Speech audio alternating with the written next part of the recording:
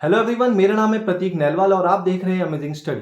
दोस्तों, पिछले कुछ सालों से मार्केट में नया ट्रेंड आ रखा है फॉरेन लैंग्वेजेस सीखने का और सिखाने का। और इसीलिए बहुत सारे स्कूल्स में फॉरेन लैंग्वेज का कोर्स करिकुलम ऐड किया हुआ है। वहीं दूसरी तरफ बहुत सारे मैनेजमेंट कॉलेजेस भी हैं जो अपने स्टूडेंट्स को फॉरेन लैंग्वेजेस सिखा रहे हैं।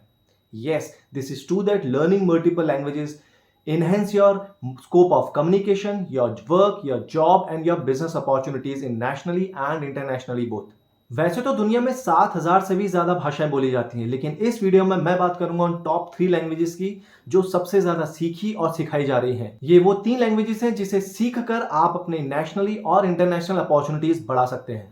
इस लिस्ट में मैंने इंग्लिश को नहीं रखा है क्योंकि मैं ऐसा भी मानता हूं कि इंग्लिश ऑलरेडी बहुत ज्यादा पॉपुलर लैंग्वेज है जो ऑलरेडी आप या तो जानते हैं या फिर आप सीख रहे होंगे। इंग्लिश के बाद वो कौन सी लैंग्वेज है जो सबसे ज्यादा सीखी जा रही है, सिखाई जा रही है और जिसे सीख के लोग अपनी करियर अपॉर्चुनिटीज, अपनी बिजनेस अपॉर्चुनिटीज को बढ़ा रहे हैं। इस लिस्ट में सबसे पहला नाम आता है जर्मन लैंग्वेज का। जी हाँ दोस्तों, दुनिया में जो जर्मन है वो ऑफिशियल लैंग्वेज है आपकी जर्मनी की, बेल्जियम की, ऑस्ट्रिया की, लग्जमबर्ग की, स्विट्जरलैंड की और लिechtenstein की।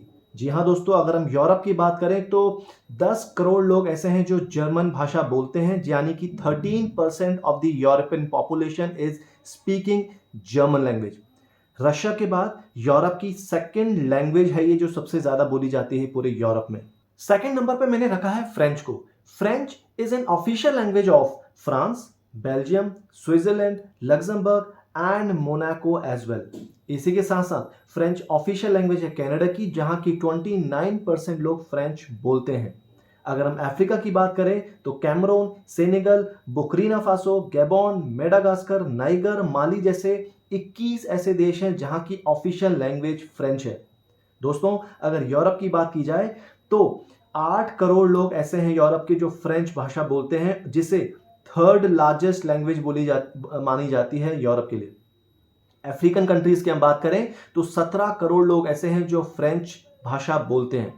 अगर वर्ल्ड वाइड बात की जाए तो 30 करोड़ लोग ऐसे हैं जो कि फ्रेंच भाषा बोलते हैं। और अगर रिपोर्ट मानी जाए फोर्ब्स की तो 2050 तक 75 करोड़ लोग ऐसे होंगे जो फ्रेंच स्पीकर्स होंगे इस दुनिया में। तीसरे नंबर पे मैंने रखा है स्पेनिश को। स्पेन एक यूरोपियन कंट्री है जहां की पॉपुलेशन तकरीबन 4.7 करोड़ है और 92% लोग यहां पे स्पेनिश बोलते हैं। इसी के साथ अगर हम आउटसाइड यूरोप की बात करें तो स्पेनिश लैंग्वेज 13 लाख लोगों के द्वारा बोली जाती है सिर्फ यूरोप में। इतना ही नहीं दोस्तों, दुनिया के सबसे पावरफुल देश यूएसए में भी स्पेनिश तकरीबन 4 करोड़ लोगों के द्वारा बोली जाती है, जो कि 13% ऑफ द यूएस पॉपुलेशन है। तो जी हाँ दोस्तों, स्पेनिश आपने देखा कि स्पेन में बोली जाती है, साथ ही साथ यूएस में भी बहुत बड़ी मात्रा में बोली जाती है। दोस्तों, ये वो 3 फॉरेन लैंग्वेजेस हैं जो सबसे ज्यादा बोली जा रही हैं दुनिया में और सबसे ज्यादा सीखी भी जा रही है। क्यों? क्योंकि ये वो लैंग्वेजेस हैं जिसे सीखकर आप यूरोप में अपने आप को बहुत अच्छे से वेल स्टैब्लिश कर सकते हैं। ये वो लैंग्वेज है जिसे सीखकर आप यूएस में भी अपने आप को स्टैब्लिश कर सकते हैं। कहीं ना कहीं अगर आप ऐसा कुछ प्लान कर रहे हैं यूरोप में हायर स्टडीज के लिए, यूरोप में अपनी जॉब ढूंढने के लिए या यूरोप में अपना बिजनेस का प्लान करने के लिए, तो मुझे लगता है कि आपको जर्मन, फ्रेंच या स्पेनिश में से किसी एक लैंग्वेज पे अपना कमांड देना होगा। हाउएवर, अगर आप यूएस में कुछ प्लान कर रहे हैं अपने आप को स्टैब्लिश करने का, अपने आप को सेटल करने का, तो इंग्लिश के साथ साथ स्पेनिश लैंग्वेज आपको बहुत ज्यादा मदद कर सकती है। दोस्तों, टाइम है सीखने का, टाइम है सिखाने का। सीखते हैं, अपने करियर को आगे बढ़ाते हैं, स्किल्ड बनते हैं। तो दोस्तों, अगर आप यूएस में या यूरोप में अपने आप को सेटल करने का कुछ प्लान सोच रहे हैं तो इन लैंग्वेजेस को सीख सकते हैं। ये लैंग्वेजेस आपकी बहुत मदद करेंगी। इस वीडियो में इतना ही, फिर मिलेंगे किसी नई वीडियो में किसी नई इंफॉर्मेशन के साथ।